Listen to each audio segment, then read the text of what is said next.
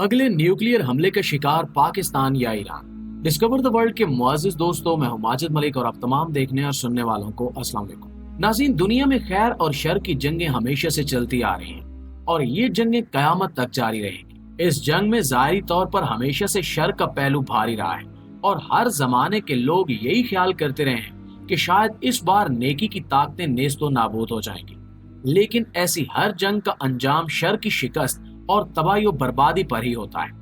नेकी और बदी के दरमियान चलने वाली ये रस्साकशी आज की इस दुनिया में भी जारी है। Simpson cartoons, the economist magazine, Illuminati और दीगर ज़राए अबलाग के बड़े बड़े नामों को इस्तेमाल करते हुए दुनिया भर के लोगों की ज़हन साजी का काम तेजी से किया जा रहा है ताकि आने वाले वक्त में दुनिया पर कब्जा करने का ख्वाब शर्मिंदा ताबीर हो सके और इसके बाद दजाल के ज़हूर की सूरत में पूरी दुनिया पर शैतान की बादशाही कायम की जा सके।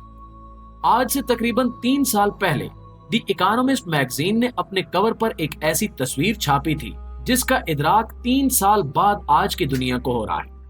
द इकोनॉमिस्ट मैगजीन पर यह तस्वीर किस बारे में पेशगोई करती है, जो दरअसल पेशगोई नहीं बल्कि यहूद और शैतानी गठजोड़ का एक निहायत खतरनाक और शर पर मबनी मंसूबा है। अपने मंसूबों को पेशगोई का नाम देने के पीछे आखिर कौन सी चाल चली जा रही है और इसकी आड़ में ये लोग क्या करना चाहते हैं, यही हमारी आज की इस वीडियो का मौजू है। द इकोनॉमिस्ट मैगजीन की पेशगोई के मुताबिक कौन सा मुल्क एटमी हमले का निशाना बनने वाला है, आज हम इसी मौजू पर बात करेंगे। तो आइए मौजू का बाकायदा आगाज करते हैं। प्यारे साथियों, आज की इस दुनिया में पैसा सबसे ज्यादा अहम चीज है। जिस मुल्क या शख्स की गिरफ्त मईशत पर मजबूत हो उसकी पूजा की जाती है और वही पॉलिसियां बनाने और इन्हें खत्म करने में सबसे ज्यादा आगे दिखाई देता है। आज की इस दुनिया में इस शख्स का नाम डेविड रॉकफेलर है, जो रॉकफेलर खानदान का सरबराह है। रॉकफेलर खानदान वो खानदान है जिसके कब्जे में पूरी दुनिया के बैंक और मईशत चलाने वाले इदारे हैं। ये खानदान इस हद तक अमीर है और इसका होल्ड इस कदर ज्यादा है कि इनकी रजामंदी के बगैर दुनिया में कोई भी मुआशी इस्लाहात नाफिज नहीं की जा सकती। डेविड रॉकफेलर एक इंतहाई शैतान सिर्फ और खबीस आदमी है जिसने दुनिया पर अपना होल्ड बरकरार रखने और अपनी मईशत मजबूत करने के लिए बेशुमार जंगें करवाई और अब भी ऐसी जंगों की तैयारियों में मशगूल है। इस खानदान के दामन पर करोड़ों बेगुनाह लोगों के खून के छींटे हैं, लेकिन दौलत की हवस इस कदर ज्यादा है कि ये खानदान नस्ल दर नस्ल दर हकीकत जंगों का कारोबार ही करता आ रहा है। यहाँ तक कि अगर दुनिया में कोई बैंक दिवालिया भी हो जाए तो इसके दिवालिया होने के पीछे भी इसी खानदान की मंसूबाबंदी शामिल होती है।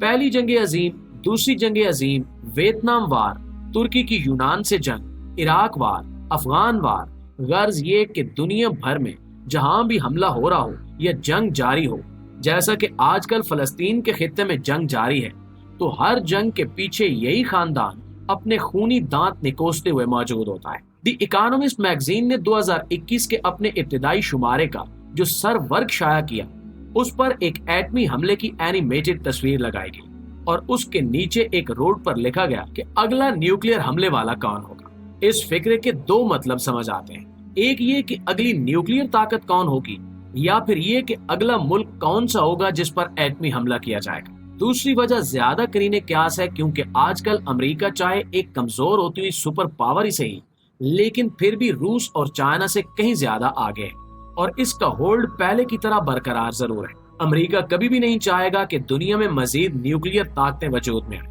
इसलिए दूसरे मतलब की तरफ फोकस करना चाहिए कि आखिर वो कौन सा मुल्क है जिस पर मुस्तकबिल करीब में एटमी हमला होने वाला है। इस हवाले से अगर हम हालिया सूरत हाल को देखें तो इसकी रोशनी में एक बात वाज़े हो जाती है कि ये हमला किसी मुसलमान मुल्क पर किया जाएगा। आप जानते होंगे कि इससे पहले दुनिया में एक ही मुल्क है जिस पर न्यूक्लियर अटैक किया गया था और वो मुल्क जापान है, जिस पर 1945 में 2 शहरों पर एटमी हमला किया गया और जापान को हथियार डालने पर मजबूर कर दिया गया। उसके बाद से लेकर अब तक किसी भी मुल्क पर एटमी हमला तो नहीं किया गया, लेकिन ये हेडलाइन हमें बता रही है कि आलमी मंसूबा साज यहूदियों का दिमाग इस वक्त किस तरफ जा रहा है। हम आपको अपनी पिछली कई वीडियोस में बता चुके हैं कि इस वक्त दुनिया में एक तीसरी जंग अजीम करवाना यहूदियों का अव्वलीन मकसद है, जिसके बहुत सारे फायदे इनके पेश नजर है। पहला फायदा तो दुनिया की आबादी में बेतहाशा कमी होगा, जिस की वजह से इस कम होती हुई आबादी को कंट्रोल करना आसान हो जाएगा। दूसरा फायदा, इस तीसरी जंग अजीम के भयानक असरात से खौफजदा लोगों को बड़ी आसानी से दज्जाल से मुतासिर करके उन्हें अपनी साइड पर किया जा सकेगा और इनको दज्जाल का पैरोकार बनाने में ज्यादा मुश्किल पेश नहीं आएगी। तीसरा बड़ा फायदा, पूरी दुनिया पर बिला शिरकत गैर हुकूमत होगा, जिसका एक नाम इन्होंने न्यू वर्ल्ड ऑर्डर भी रखा हुआ है। न्यू वर्ल्ड ऑर्डर यही है कि किस तरह से दुनिया भर की हुकूमतों का खात्मा करके एक आलमी हुकूमत का कयाम अमल में लाया जाए, जिसके तहत पूरी दुनिया पर हुकूमत की जा सके और दुनिया के पूरे वसाइल पर कब्जा कर लिया जाए। इस ख्वाहिश की राह में इस वक्त रूस और चाइना डट कर खड़े हैं, जो कि दोनों ही कम्युनिस्ट मुल्क हैं। ये दोनों मुल्क भी कोई पाक साफ नहीं है, लेकिन सरमायादाराना निजाम हुकूमत के खिलाफ ये मुल्क पूरी दुनिया में एक आलमी हुकूमत की सूरत में अपना निजाम लाना चाहते हैं। अलबत्ता अमेरिका के मुकाबले में टेक्नोलॉजी और तरक्की की दौड़ में ये दोनों मुल्क अभी काफी पीछे हैं। चाइना के बारे में ये तवक्को की जा रही है कि आइंदा आने वाले 5 से 10 सालों में चाइना इस कदर ताकतवर हो जाएगा कि अमेरिका इसके सामने कमजोर पड़ जाएगा, और ये सूरत हाल किसी भी तरह से अमेरिका के मुफादात के मुताबिक नहीं है।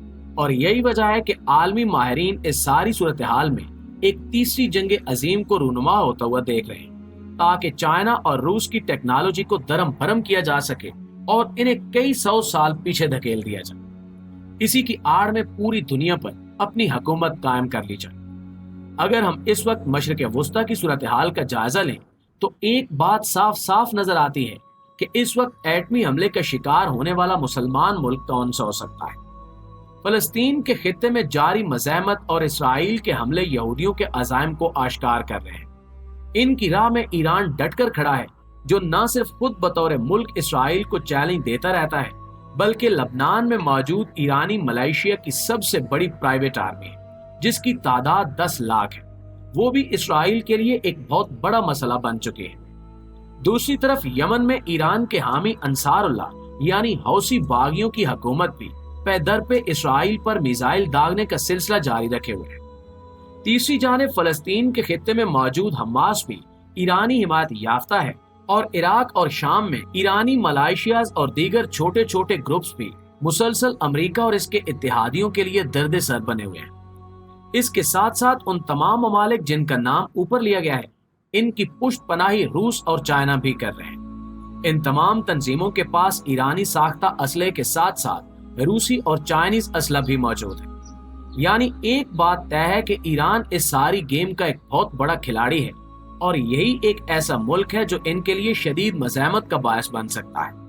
इसलिए ये कहा जा सकता है कि आने वाले वक्त में अगर जंग हुई तो सबसे पहले ईरान को ही एटमी हमले का निशाना बनाया जाएगा। इसके साथ साथ अगर पाकिस्तान में अवामी मज़ाहमत के नतीजे में हुकूमत की बिसात उलट गई और कोई इस्लाम पसंद हुकूमत आ गई, तो कुछ बईद नहीं कि पाकिस्तान भी उस एटमी हमले का शिकार हो जाए। इस सूरत हाल में पाकिस्तान और ईरान ही वो दो मुल्क हैं जिन्हें आलमी तागूती ताकतें अपने मकासद हासिल करने के लिए एटमी हमले का निशाना बना सकती हैं। दोस्तों, 3 साल पहले द इकोनॉमिस्ट मैगजीन की जानिब से की गई पेशगोई, जो दरअसल यहूदियों की मंसूबाबंदी के शोबे की एक गहरी चाल है, इसके पूरा होने का वक्त अब नजदीक से नजदीक तर आता चला जा रहा है। ये वो लोग हैं जो किसी भी जंग की मंसूबाबंदी इससे 100 साल पहले ही कर लेते हैं, और अब इनकी मंसूबाबंदी के नताज निहायत खौफनाक अंदाज में पूरी दुनिया के सामने आने वाले हैं। अब देखना यह है कि इस सारी सूरत हाल में दुनिया किस तरफ खड़ी होगी और क्या शर के ये नुमाइंदे अपने मकासद में कामयाब भी हो सकेंगे या नहीं।